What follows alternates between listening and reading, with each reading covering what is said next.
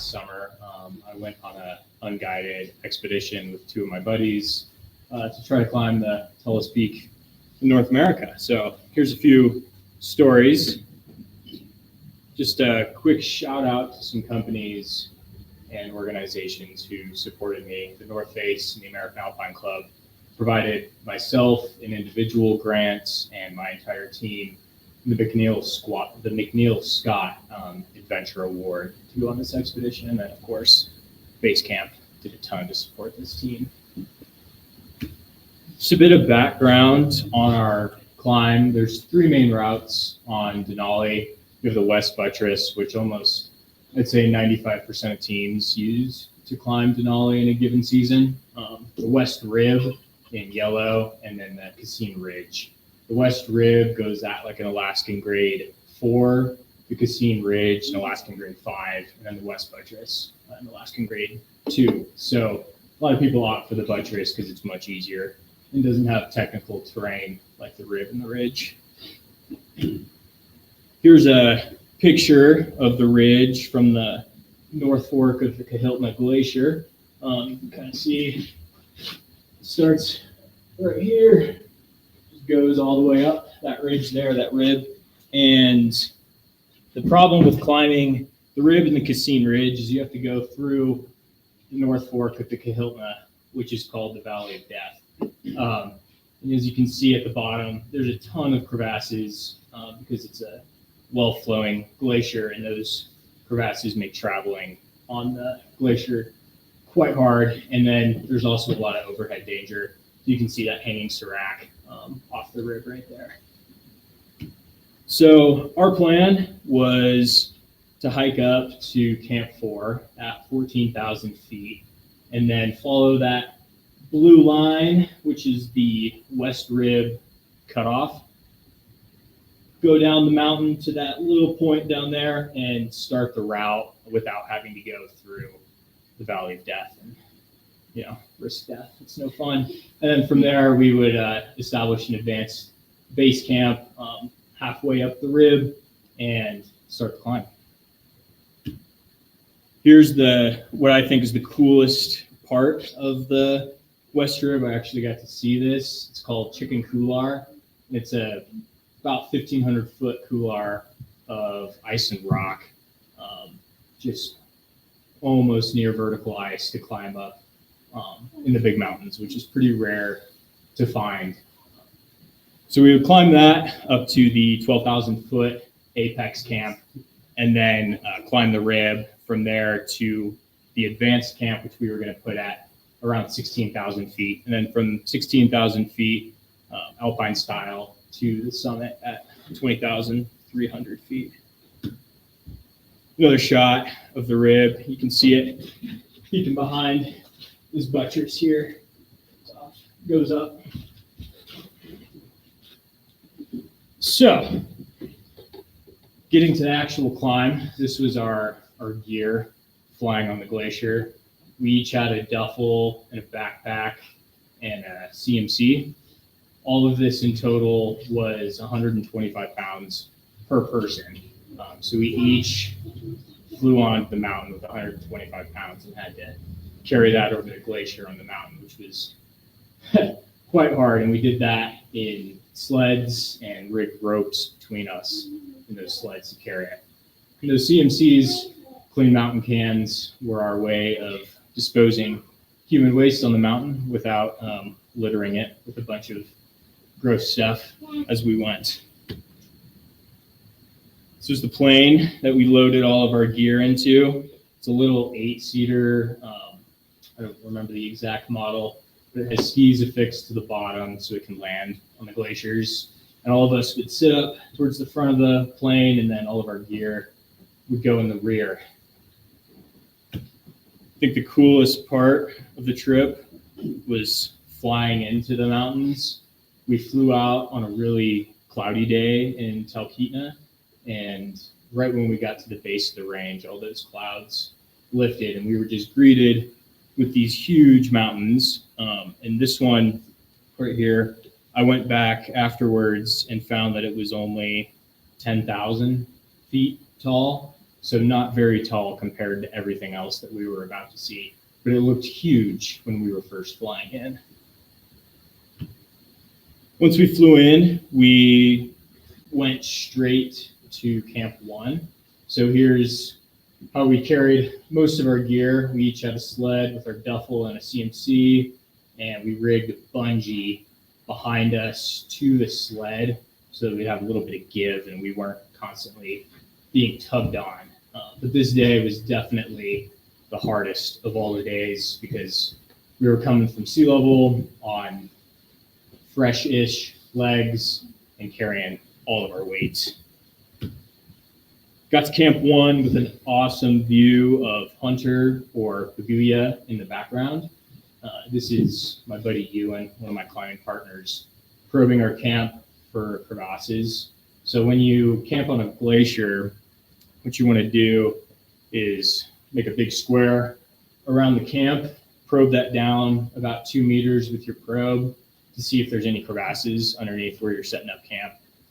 Because if you do poke through snow and hit air, you don't want to set up there because you could fall through in the night. And it wasn't a huge issue with crevasses the time of year that we went, since we went early season, but later in the season, when we got back to Camp 1, we saw that a lot of the pads that people had previously set up on had fallen into crevasses. Just a quick video, if it plays, of our Camp 1 setup. So we got a nice 3-person tent. Kitchen will come into view here. It's a little step-up kitchen with like a countertop. We made it really fancy and comfortable for all of us to cook and just hang out at Camp 1. Here's that kitchen setup again. This was pretty standard across all of our camps. We had 2 Whisperlight stoves, which operate with white gas to melt water and cook food. So the one on the left, we're melting water in, and the one on the right, we're cooking some quesadillas in, which were awesome. And here are my climbing partners and I at Camp 1 from left to right. It's Adam, Ewan, and then myself. This is when we were feeling pretty stoked about everything. We had all come from a pretty high elevation, me being from Laramie, those 2 guys from Fort Collins, so we weren't really feeling the elevation like other teams were. From there, we moved up to Camp 3, bypassing Camp 2, because Camp 2 sits in this basin that just gets dumped on by a ton of snow. So we didn't want to camp there and risk getting snowed on for days on end. So to move up to Camp 3, we carried half of our gear up the mountain to Camp 3 to drop off and cache at that point, and then move back down to Camp 1 to further move the rest of our camp up. And this is what it looked like in the morning when we left. So kind of overcast. We could still see mountains and other teams in front of us, but it got worse as we went. And this was about 10 minutes before we turned around. Couldn't really see anything. We were in a complete whiteout at around 12,000 feet here. And how we navigated through this is we put a bearing on our compasses and had our team leader or our rope team leader just follow a bearing to where we needed to go through some waypoints. Off to the right there, you can see a wand in the snow, and these are just big bamboo sticks that the second person in the rope team would place every time I told him to do so. And I would look back every so often, and the minute I couldn't see our last wand, I told him, put a new wand. And that's how we found our way back in the whiteout. So we didn't make it up to Camp 3 to put that cache in. We made it to about 12,500 feet. So a little bit short. This was 2 days after when we were actually moving up to Camp 3 and our first views of the whole Kahiltnik Glacier. On the right, you can see Mount Foraker, or Sultana, the native name. And it was just an amazing view, no clouds, and kind of a proper Alaskan day after a storm. This is our setup for Camp 2. The team before us kindly built some wind walls, which we happily took over. We did not want to build anymore. It's labor intensive. We had our kitchen down off to the left, again, a nice place to stand, and then a countertop. The thing about Camp 2, it's a relatively small area because there's a lot of slopes off to the right and left of it, which avalanche. We saw a few avalanches come down and come pretty close to camp, so teams are pretty limited to where they can stay in Camp 2. So it was pretty close quarters with everyone else, and you definitely got to know your neighbors. From Camp 2, this is Motorcycle Hill, which leads you up to Camp 4 around Windy Corner. And looking at this now, it doesn't look very steep, but with a 100-pound sled behind you, it was absolutely terrible. And doing it in snowshoes was no fun. So we were glad to only have to carry a heavy load up this thing once. But there was always a constant trail of what we call ants going up the hill, just every time we looked up. This is us moving up to Camp 4. Off to the right is where you make a left, and that's Windy Corner, which didn't live up to its name when we went because it wasn't windy at all. But normally there's like 60-mile-an-hour winds whipping around that corner. This is Ewan leading our team. When we got to Camp 4 at 14,000 feet, this was our view, and it looks pretty unassuming. You would assume those white plumes on the ridge are clouds, but that's snow getting whipped up by like 80-mile-an-hour winds on the summit ridge. So the minute we got there, we kind of knew, okay, we're not going to be able to summit for a while if the weather stays like this, because it was about -20 at the summit with no wind chill. And then when you factor in 80-mile-an-hour winds, it's about -60, -80 degrees. So no room to do anything. And because of those winds, we saw a lot of these national park helicopters flying in and out. There were a fair amount of folks who got frostbite trying to go for the summit. Specifically, one Malaysian team of 3 climbers attempted to go from 14,000 to the summit, and 2 of them, unfortunately, passed away in a snow cave at around 18,000 feet, and one of them was able to be rescued from the top. This was a pretty common sight for us, unfortunately, with rescues for frostbite and rescues for ache and haste. So we waited out the weather. It was amazing down at 14,000 feet. It was about 30 degrees on the glacier, but with the sun beating down on you and rays coming off of everywhere that you could look, it felt way warmer than that. So played a lot of hacky sack.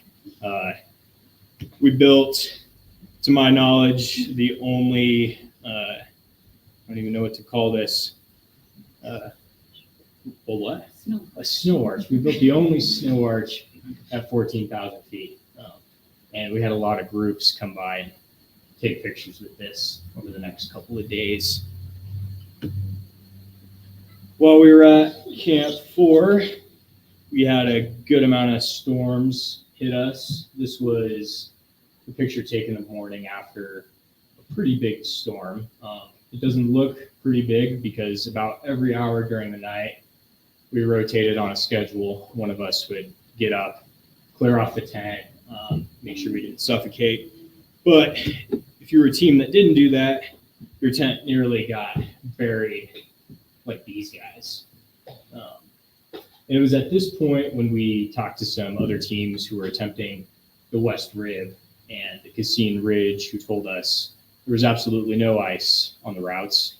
It was all snow like this, just chest deep snow.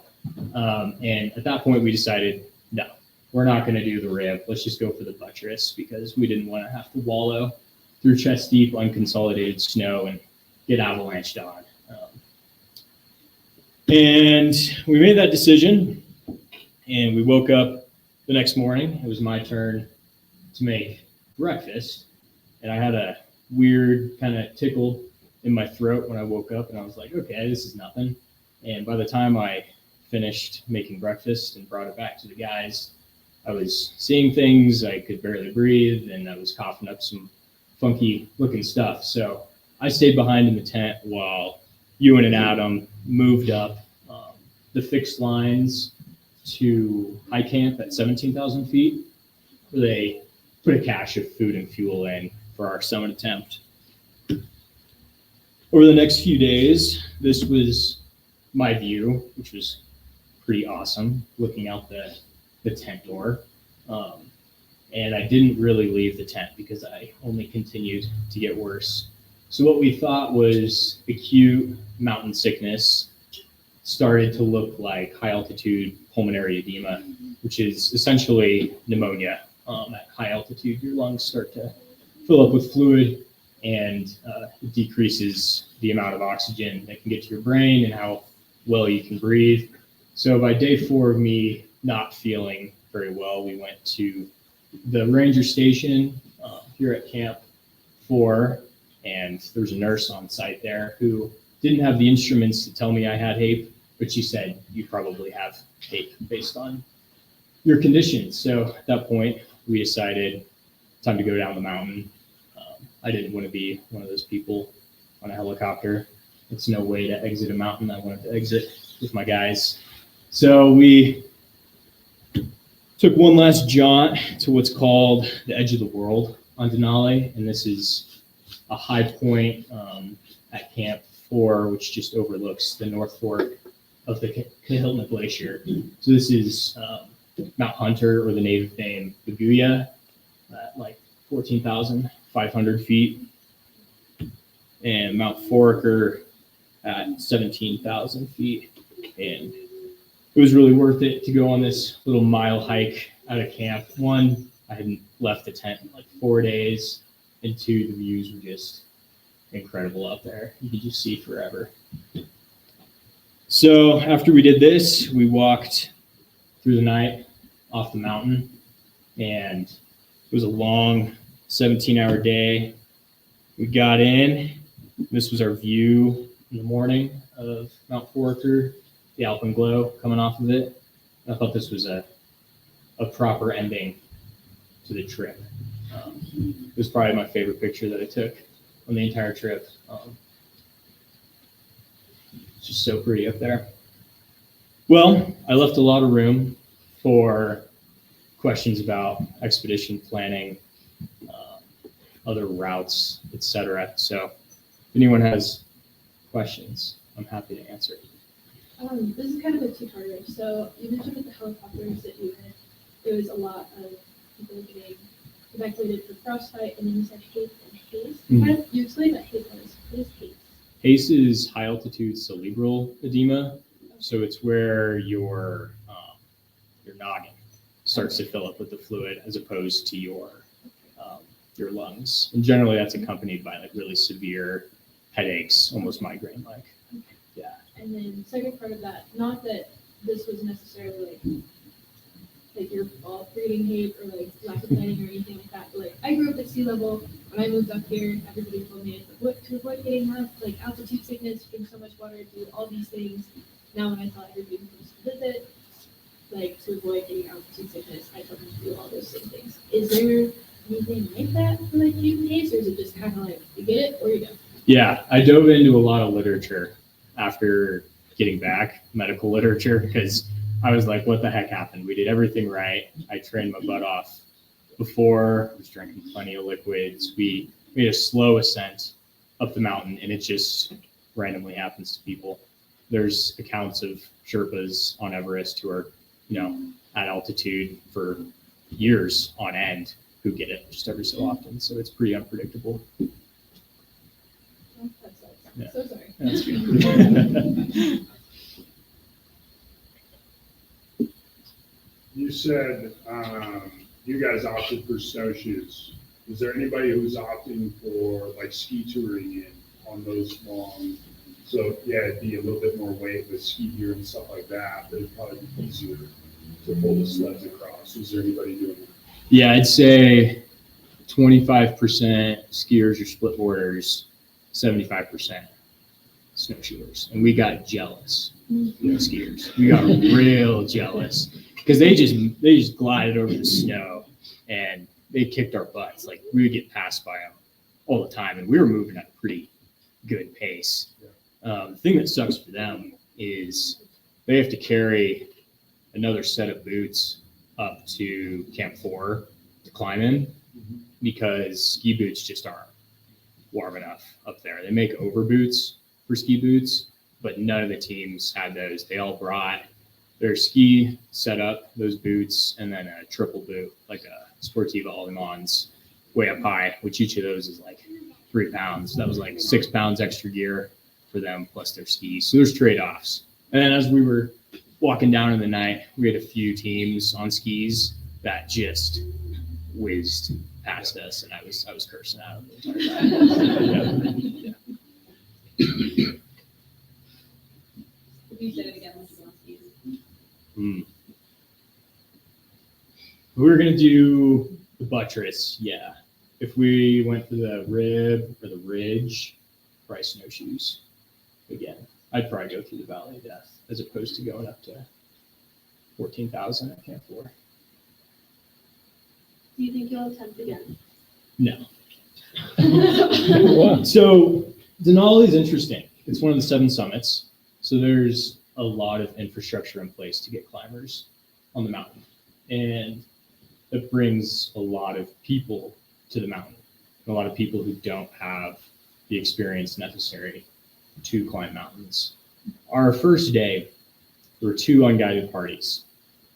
Well, one of those parties was an individual. His name was Nima. We got very close with Nima, and we had to teach him how to light his whisper light, his stove, at Camp 1, because he had never tried to before, and he almost set his tent on fire. So we had to help him out. And then there was a French group, Marika and Shetty, and they didn't know how to anchor their tent in snow. So they set up right next to us at Camp 1, and they looked over at our tent and they're like, "Oh, your tent looks so good," in their French accents. And we're like, "Yeah." And they're like, "Can you help us?" And they just like put their guy lines of their tent through the snow, like unanchored to anything. So we had to teach them how to build deadmen and find ice lenses in the snow to anchor their tents. So we dealt with, I don't want to call it stupidity, but negligence on the mountain. People just were ill prepared, and it was hard to see, and it added stress to our lives because we weren't responsible for them, but we felt responsible for them since we knew what we were doing. Had all of those people been very experienced, would you still have some feelings that it wasn't everything that you wanted to be just because it felt like an anthill where there were so many people? Yeah, it definitely felt like an anthill, especially up at Camp 4 at 14. Go back. This picture, you can just kind of see it behind Ewan, but it looks like a small city of tents. And way off to the left is where the Rangers set up their tents. And I really envied the Rangers because they kind of had this privacy. But we were set up, people would use our kitchen or use our bathroom, which we didn't appreciate and were like really loud. There were a group of Scots who drank a lot of scotch at night and got really rowdy on the mountain when we were, trying to sleep. And that was tough. So I think the next big mountain I go to will be somewhere remote, away, very little teams. So do you think, and maybe this is what you mean by like more remote, but would that experience you return off to make any of those like 7 summits? Or do you think there's maybe like a couple of them that just aren't as traversed as like Denali or maybe like Blanc or Everest? Yeah, I'm more interested in technical lines on big mountains. I've kind of gone away from how big a mountain is to more the difficulty of the mountain. So like Foraker in the background, Sultana by its native name. It's got some really cool routes on it that just no one does because they're technical, hard routes. But they're just, right there. And same with Mount Hunter, Baguia. It's got some really awesome lines on it as well. So I'm more drawn to those rather than the slow slog of expedition climbing like this. So maybe 7 summit adjacent, so you still have access. Yeah, like the regions where the 7 summits are located, especially the Alaska Range, the Himalaya, and the Karakoram, just have some incredible other mountains that people just haven't climbed before or have very little climbers on. So that's the interest. What can you say about the geology? That's some pretty cool stuff. You're a cool guy. So, what can you say about the geology of Denali that you saw? And how do the locals, feel about, you mentioned the local names, or I guess native names. Which I appreciate. But yeah, how do they feel about, you guys coming in? And also, I know you're a great guy, but what are you guys doing to conserve and keep things? I'm just looking at the picture right there. There's a lot of roughness. The rougher things are, well, there's issues, right? In the climate. So anyway, yeah, what are you guys doing to make sure that you're conserving, keeping things clean, orderly, and conserving, and not just Totally. As for the geology thing, no idea. Sorry. I wish I knew more about geology. Can't tell you anything. This goes back to the 7 summits thing. Is these mountains will never truly be clean because they're seeing so many people climb them, which is unfortunate. But there are so many measures in place to keep them clean with this amount of people. So like those cans, those Clean Mountain cans, those I want to say were introduced in the 80s, and prior to the 80s, Denali had seen a lot of human waste build up on the mountain because people thought, oh, I'll just throw it in a crevasse. Oh, I'll just cover it up with snow. And then people would find it years later, which isn't very appetizing for anyone. So those cans have definitely helped out a lot. And I think folks who do go to the mountains all have an appreciation for keeping these places beautiful. So if there is one group that's slacking and, leaving trash behind, there's going to be another group that picks it up. That's just kind of part of mountain culture, especially here in the U.S. As for the native part, it kind of aggravates me, given that Denali was recently changed to Mount McKinley. I don't think any climber will ever recognize McKinley as the name of the mountain out of respect for the native people. They called it Denali, which roughly translates to the Great One, which I think is a really suiting name. But yeah, just honoring those roots, calling the mountains by the names that the natives gave them is one way that we can get back. And other than that, I don't know. I'm sure there's more. So Nolan, I've got a question. Shoot. So to help people understand, when you talk about going from Talkeetna, your flight, heading to Camp 1, in terms of hours, how long did that take? Oh, man. We flew into Anchorage. We're going to call that day 0. Flew in on day 0. Drove to my buddy's house just outside of Anchorage, got a bunch of food, a bunch of fuel, packed all of our stuff up, ration stuff, slept there, went to Talkeetna day 1. We were hoping we could just fly out day 1. I mean, that's always the hope. You get there and you get on a plane and you get to the mountains as quick as you can, especially for us coming from elevation. We didn't want to lose what we had here in Laramie and Fort Collins. But Denali saw a lot of clouds like this, which those planes just can't fly through. So we ended up flying out on day 6 in Talkeetna. where the entire time we toured the local coffee shops. There was one. We ate the local pizza. There was one place for pizza, and we drank a lot of local beer. There was one place for beer. But it was awesome. It was great. We slept in what's called the bunkhouse, which is an old house. Have you been, Alec? The bunkhouse? Yeah, it's awesome. It's I remember when we first walked in there, it smelt of spoiled cured meat and feet and body odor. It was egregious. And there was a European team who had just gotten back from the mountains, not showering for 30 days and like cooking all of their leftover food in the kitchen. And it was awful, but it's just a big house full of double-decker, not even bunk beds. They're like wood scaffolding with planks for your sleeping pad, because you have to bring your own sleeping pad and your sleeping bag and your own pillow. So it's pretty rough living, but it works, which is a good part of the trip. I enjoyed that. But then once you land, that trip, snowshoe, hole in your pole, you're on your way. How long did it take you to get to Camp 1? Once you hit the snow? Probably, oh man, maybe an hour to get ready, get roped up, get all of our stuff in order, and another 5 to walk from Basecamp to Camp 1.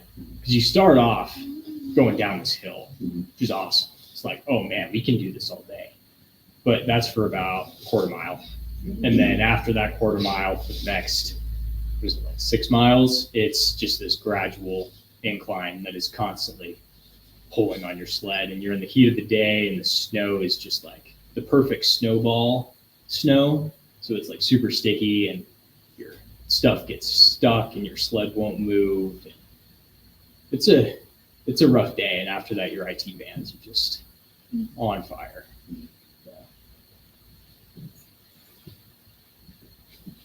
And that first day, you move all the way in one shot.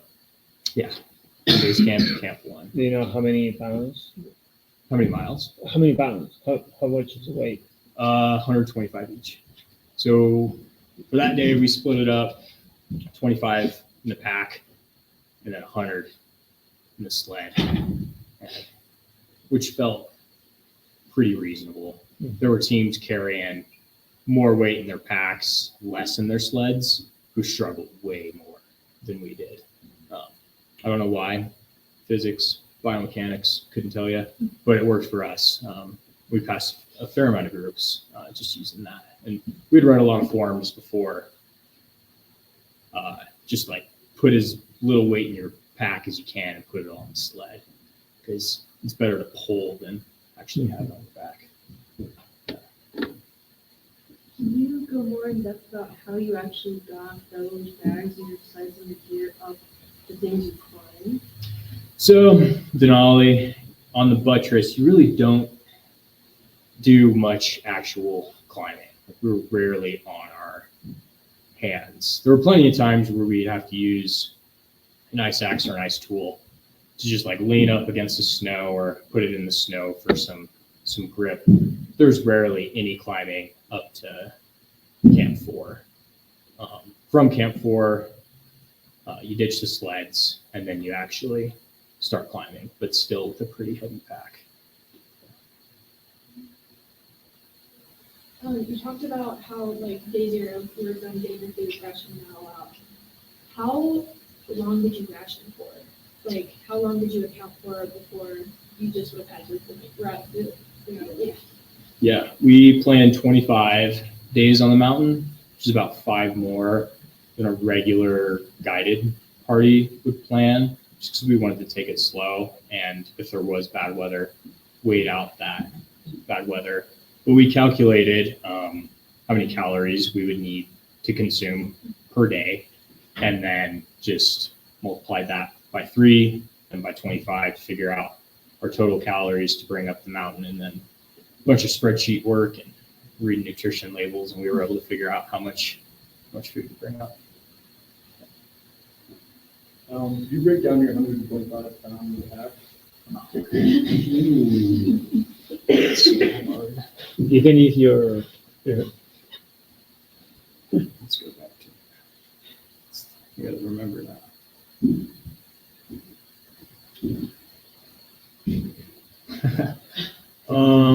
Man,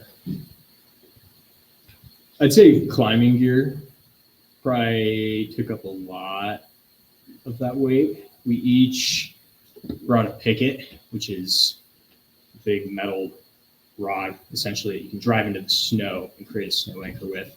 We each brought one of those, and since we were previously going to try the West Rib, we brought a lot of ice screws and rock gear, so we didn't know the type of conditions that we were going to encounter. And then with those screws and that rock gear, a good amount of slings, quick draws, and a bunch of anchor material. So per person, I don't know, maybe 10 pounds of climbing gear. And then, we had stoves, which weighed a lot. We brought up the 2 whisper lights, and we brought up, what's it called? MSR. It's like a jet oil. It's the MSR equivalent of the jet oil. I think the fuel took up a lot of weight. We brought up, I think, 5 liters of the white gas for the whisper lights, and then 6 of those little isobutane canisters for the jet oil. Personal gear, we all had a lot of layers, just because you start super low on the mountain and you literally want to be naked because it's so darn hot. But then you get up high and you want to have every single layer imaginable on because it's so cold. It's a weird mountain in that way. And then I think the vast majority of that weight was food. Like, it's a ton of food to bring up for 25 days. And to piggyback off this question, how much did you weigh your pack when you came back down? Oh, we should have. Like, I wondered, like, We should have. We were you were 125 at the start. Well, we're at the What was end. by the end. Should have done that. And We then- were, sorry, go ahead. No. And then another question, everybody kind of talks about the 30 days you're actually on the mountain and trying to climb it. But what would you say if you had to estimate the total time planning the entire expedition? What would that be? We started in May of 24. That's when we left. And I think we started planning in September of 23. So, what's that? 9 months? 8 months? Which, forgive me for interrupting, Nolan, but as you and I talked about this, that's a crunch time. Oh my God. It was a narrow It's window. It's sort of like planning a wedding. If you want to have a shotgun wedding, give yourself 6 months. Yeah. If you want to have a really big wedding, give yourself a year or more. Because I remember we talked about that before you left. But this is a tight time frame. Yeah. But you guys made it work, Mhm. which is good. Yeah, we all spread up the work pretty nicely between the 3 of us, which helped a lot.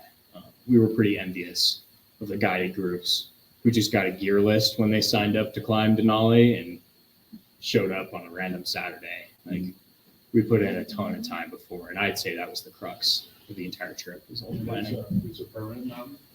What? Is a permit? You have to get a Yeah, permit? we had to get a permit, which honestly wasn't too bad for us. You just provide, I don't know how much they look at this, but you provide a climbing resume of your experience to see if you're fit to be on the mountain, which in hindsight, about those stories that I told you guys, I don't really know if they checked those resumes, just because there was a lot of inexperience up there. But you provide that resume, your group, if you're unguided or guided, and just pay a fee for National Park Pass and then the permit. What's the West Rib rated at? Alaskan grade 4, which is What's that super arbitrary. Alaskan grades are like notoriously terrible at explaining what it is. I like to think of them as like difficulty levels more than what technical challenges. The 1 to 6 Yeah, 1-6. Kind of like ice, but different than ice. Yeah. So like 1 is you're just walking on a flat glacier the entire time. 2 would be you're on a glacier, but you're going up and you have some technical stuff to go around. 3 is maybe you're using fixed lines or doing like some steep couloir climbing. And then 4 is when you start encountering ice and technical rock terrain. Is there one mountain like 510, 511, so like in the crater with the all feel out there? Good question. The Slovak direct on the north side of the mountain, it goes at an alpine ice 6, M4, M5, a really, really hard route. It's from the base of the glacier all the way to the top. It's just like this line. It's pretty insane. But other than that, not really. All of them kind of remain with the Alaskan grading system. So we talked before about like the mindset and the things that I consider crazy. Like just texting Cornwall, man. You're not gonna see me out there. You don't see me in African roots up. But ultimately, what like how would you say you prepare mentally to be in very cold weather? Like who were you before the trip and who did you become after? Because you're always changing, right? You're always changing. Do you have any insights specifically to the minds of the people who like whether studies people like studying your brains or like how do these trips change people? Is there like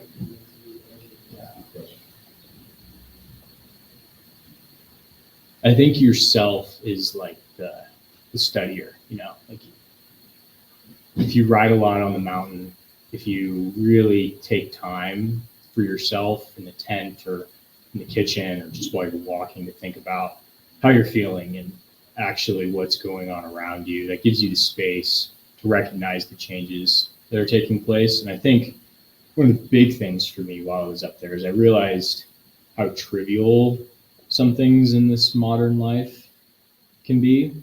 I think we worry about a lot and way too much here in the front country. And up there, you just have that 125 pounds and 2 partners. It's like, that's all you got. And all those trivial things that upset you or make you frustrated here at home, when you come back, they seem a lot less daunting to deal with. And that's a really cool thing about going to the mountains is you can always learn something on the mountain that's immediately applicable to what's happening in the real world.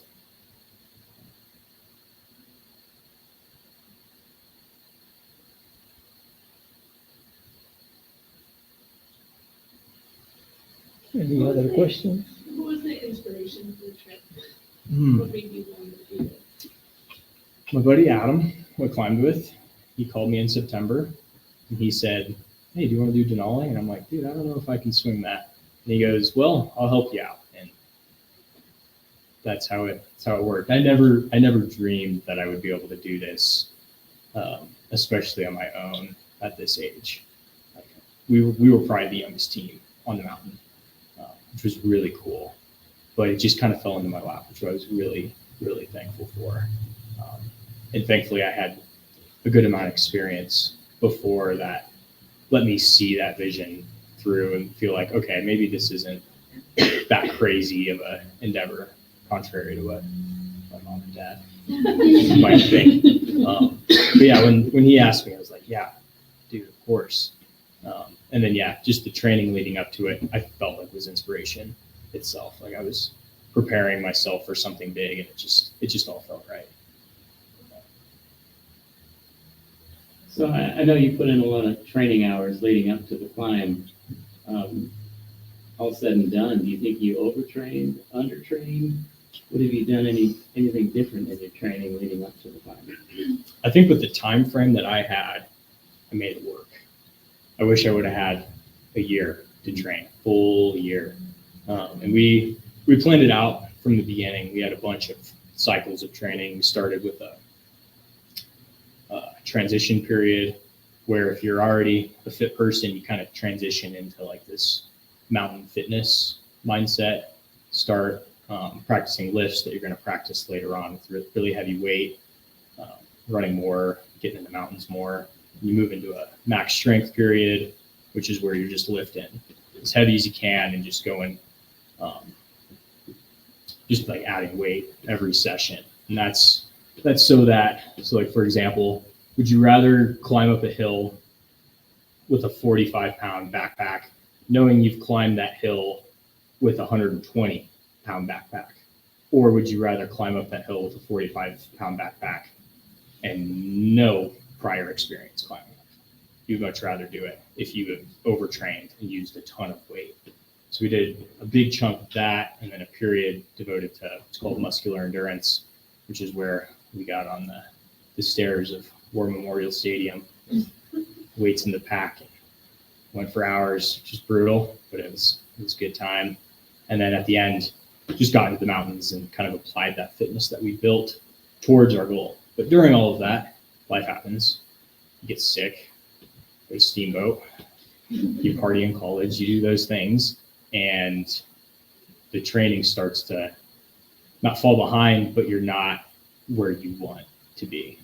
So I think considering the time frame that we had and how I bounced back from being sick a few times, I trained good enough. Long answer to a short question. Train like technical skills, like ice skills. I went up to Cody 6 times the winter before to get on a lot of ice. We practiced crevasse rescue skills just in the snow on Prexies when there was enough snow to drive in a picket, or if there wasn't enough snow, we just use a wooden stake as our faux picket. And then a ton of time just in the bouldering gym or on top rope with a pack, getting used to climbing with a pack on. One more. Oh, sorry. Go ahead. So I know like mindset in the mountains kind of changed with like knowing when to turn around. Mhm. I mean, what was that conversation like? I mean, as soon as you had to like go to the Rangers, I'm sure that decision was kind of like in your guys' mind that might have to happen. But what did it look like leading up to that? And I guess how did you guys all handle that decision? Yeah. I mean, for me, I thought I was going to get better. You know, like I had this hope that I was going to get better and just kept getting worse. And my partner saw it and I tried to downplay it. So they held me accountable for how I was feeling, which I really appreciated. And they're the ones who brought me to the ranger station. And the minute they brought up that it was HAPE, we all looked at each other and were like, that's it. And we all kind of just stood at the ranger station for a while and tears. And then it was all good. We were like, well, we gave it our all. We got to experience this really cool mountain together.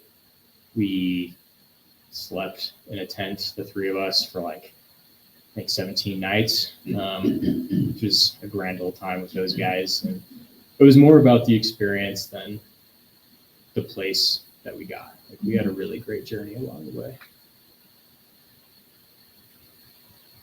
So just kind of a follow-up, actually, what I was going to say is kind of along with what Kate was just talking about. For those that aren't familiar with HAPE or HAZE or any kind of altitude sickness, when you say things like, you know, I was experiencing HAPE, but I was able to make this 1 mile walk over here to see this, talk a little bit about what the experience is like as you were descending and how you started. Yeah. Well, so for that mile walk, most teams don't rope up to go over there, but Adam and Ewan put me in the middle and put me on a short rope, and we're like, we're walking you like a dog over these guys, which I appreciated. I was super grateful that they did that. But walking down, it was rough. Your brain's foggy. It's really hard to breathe. But thankfully, you're losing elevation as you move down, and there weren't really many uphill sections. And at the time, I didn't think it was smart that they put me at the front of the rope team on the way out. But in hindsight, it was really good because you have the sleds behind you. And it's no longer the person attached to the sled that controls that sled. It's the person behind that controls that sled. And they tied 2 sleds together behind me and then 1 behind the second person. So the entire time that I was just trying to focus on walking down, they were handling these huge sleds in front of them with all of the gear because they took a ton of my weight. And they short roped you the whole way down. Yeah, all the way down. And we got to all of our camps where we put caches in. We cached a lot of our trash at previous camps. We didn't have to continue hauling it up the mountain. And we cached some extra fuel for down low that we didn't think we need. So they dug up all of those caches for me while I just hung out in my parka. So they did a ton of work to get me off the mountain, and I'm so thankful that they did. What was the total time coming down? I want to say 9 hours moving, and we took like probably 4 or 5 30-minute breaks. Yeah. But it was the best time to go down, I think. We started right when the sun started to dip below all of the ridges, so it was cooling down pretty nicely. And up high, it was getting cold, but again, we were moving down, and like it truly did feel like we could kind of move forever just going downhill and in the cold. It was good.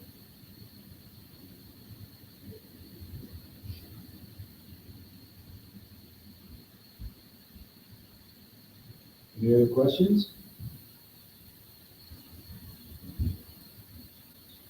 All right.